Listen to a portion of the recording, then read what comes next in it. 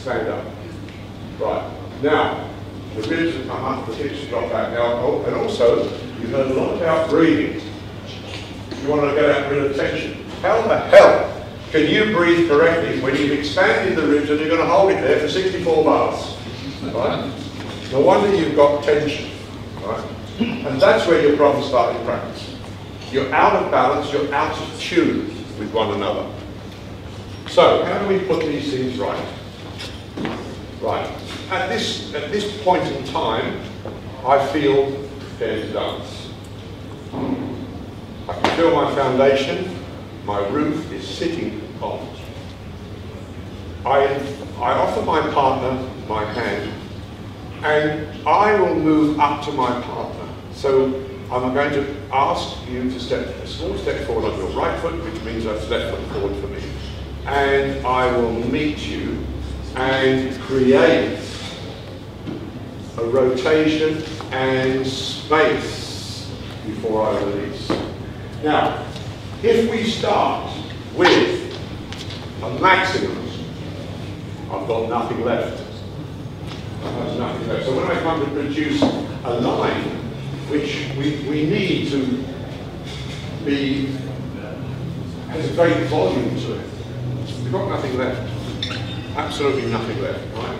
So we've got to find this natural thing. Now notice, ladies and gentlemen, here, I am, as man, setting up the partnership. Okay?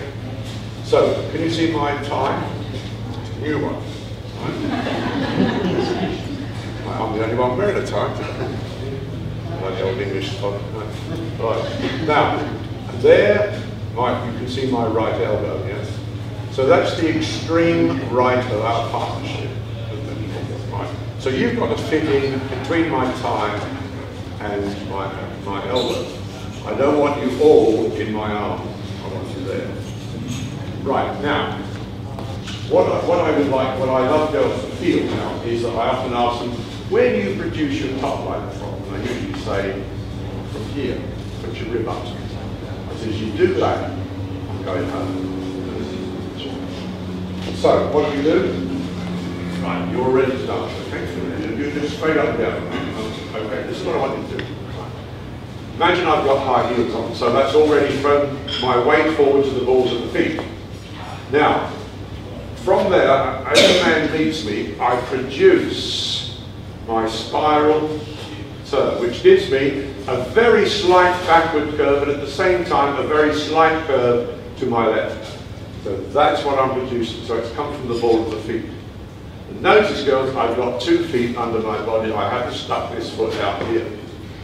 Right. Now, because I produced that, my body weight is in a great position to be able to accept the movement. But when the girls have hammered their weight down behind that heel, when they start to dance, they move the head and shoulders first.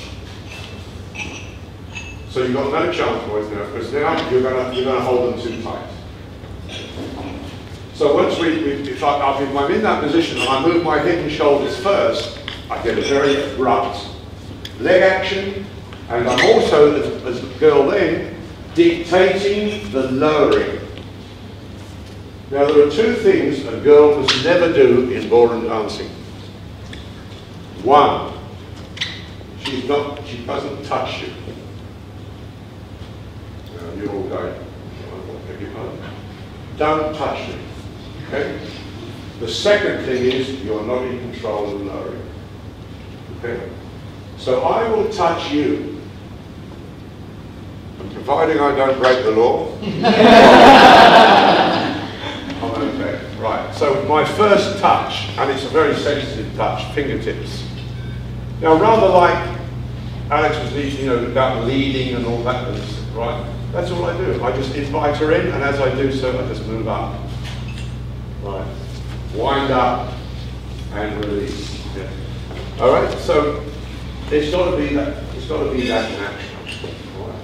So can we just show that once again? So okay. I don't like numbers, but I'm going to put some numbers in. 1, first touch. 2, move up to each other. Right. You've got your connection. 3, place your hands in a very natural way. Now, when the lady gives me that natural curve, I find there is a nice back to hold. When you give me that hollow back like this, right, there's nothing to hold. Okay? So then the boys get these arthritic hands, right? Okay, you see that pumps up the girl's back so often. Now there's tension in there, right? And that tension goes all the way up here, up into here, right? Result, it's not attractive, and it's not going to work. Okay. So now, if we take down, we've got our foundation, which means that it's always under our bodies. We've got the beautiful posture. Now, weight has got to go that way. So I never stand up, I stand down. Right, so if I was to hang you, like your brother wants to do so many times, right? If I wanted to hang you, your weight would just drop down, wouldn't it? It would drop into this area, wouldn't it? That's the area we've got to move and swing, not this area. Your engines are down here. This is for rotation and to make the whole dance look expressive and attractive. Right? So that's what we're thinking about. So if we do something like a throwaway oversway, right? It's no good me being up here and putting my girl down, right? Then you get more top. Right. Now what's happening now, the head's going down, down, down, right? The tension's creating, I'm squashing her spine, right? So in a few years' time, you know, she'll be an osteopath alive. Right. So from there, we've got our foundation. We're free. The hands are free. And we've got to dance these actions. We have to dance those actions. Right? We don't pose.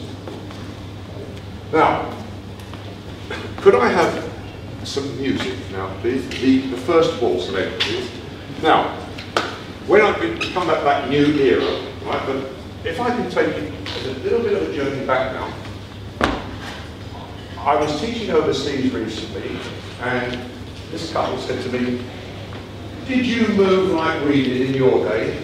I said, "Yeah, we moved much better, actually, with better economy." You know what filled us with these, we call them tea-cozy dresses, right? They bounce. Right? They didn't float. Those gorgeous dresses you wear today, so much better, right? To highlight your bodies, right? That's what you've got to think. When you've got tail suit on, you've got an evening dress on, right? You're beautiful people. Don't make it look ugly. Right then, can we just have a little listen to this? Now this waltz goes back, 40s, 50s. Okay? And this is the music that I cut my teeth on. Actually, I was about 30 at those days, but I was a late developer with the teeth.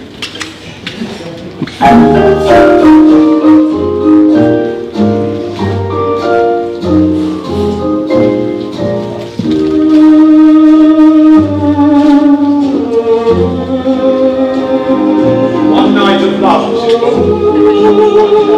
No punch up on the floor. One night of love. Now I want you to listen. Now we know that one is the accented beat. One. But if I dance like that, it'll be as heavy as lead. One. One. One. Right. We're not in harmony. Our weights are pulling away from each other. Right? So now let's listen again. 3, 1. 3, 1. 3, 1. So, thank you. Right. So, the most productive piece of music for the dancer is 3. Why? Why? Makes where you're lower? That has got a lot to do with it. Yes, generally in our basic figures it says lower at the end of 3. That puts you in, providing you've got your roof over your foundation, right, it puts you in a very powerful position. 3. Now I have the energy to release. Yeah, it's sticky on the floor. So we've got to think now about the music. Now I know when you're having a lesson or you're out there competing, you hear the music. You know what the difference is? You don't listen to it. Right? You identify it's a waltz. Right? But you don't listen to what the music is giving. The reason for that is that you get a bit excited, right? You've got a bit too much tension, and then you try to step it round the floor. Right, so you get one. Now what happens if I do that? Watch my head. One. It's dropped. That is a drop. That is not a lower. That is a drop. If I let the energy soften that leg, you don't see a drop. You don't see a drop. You see a lower, which is where we've got that pendulum swing going, because our weight is down here and not up here. So, can I think there's another waltz on there. Was it track? Not the other CD. Yes, please. Yes. Now, so that music was when I was a very young dancer, young amateur. That's the kind of music we had for our competitions, but it was very soft music. It wasn't hard music. And then slowly we developed it, and we got that big band era. When we came in, we did music like this.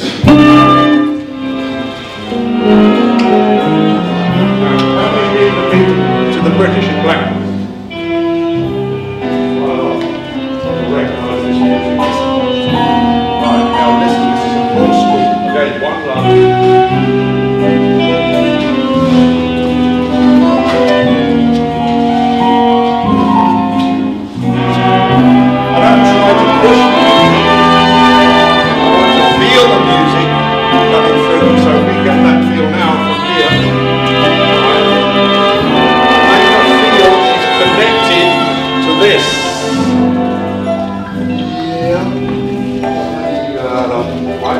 We got a beautiful, soft, but it's got a good energy. Right? Now, thank you, a lot of you see, you misinterpret what is competitive energy. What is competitive energy? I'll tell you what competitive energy is. It is perfecting the fundamentals of how you use your legs. If you use your legs correctly, you will swing your weights in harmony with your partner. So let's just discuss leg action. I see too often today when I see this, they dance from open to open. Open, open. Open, open, open. Now they hit legs like that. Now if that was correct, John Wayne would have been world champion. Now, so, why do we spend so much time thinking about the top, the top, the top? Well, we should be thinking about the bottom, the bottom, the bottom. Right. So, leg action. Relax, man. Right. So, if I walk from here, my body weight is already moving through to the ball of my foot. I propel my weight forward, and what happens? By releasing my heel, my knee comes forward, and I work from the knee until the heel strikes the floor, and that is half a walk. That is the end of a walk when 2 feet are under my body. Half a walk, complete a walk. Half a walk, complete a walk. So now, my waltz will be produced by thinking much more of where the walk finishes, not where it's going from open to open. Now, to make you feel this, if you look at my head, you'll see what I'm saying. If you said to me, okay, Anthony, how many meters is it from here to the side of the floor? I'll go 1, 2, look at this, 3, 4. Because I'm going from open, open, open. So my head's boom, dot, dot. Now, if I did that with Christina, right, I'm killing it. 1, right, just 1. So already I've dumped it, and we've already got body friction going on. So what do you do? What is that human instinct to do if it's out of balance? Hang on. You hang on to the nearest thing available.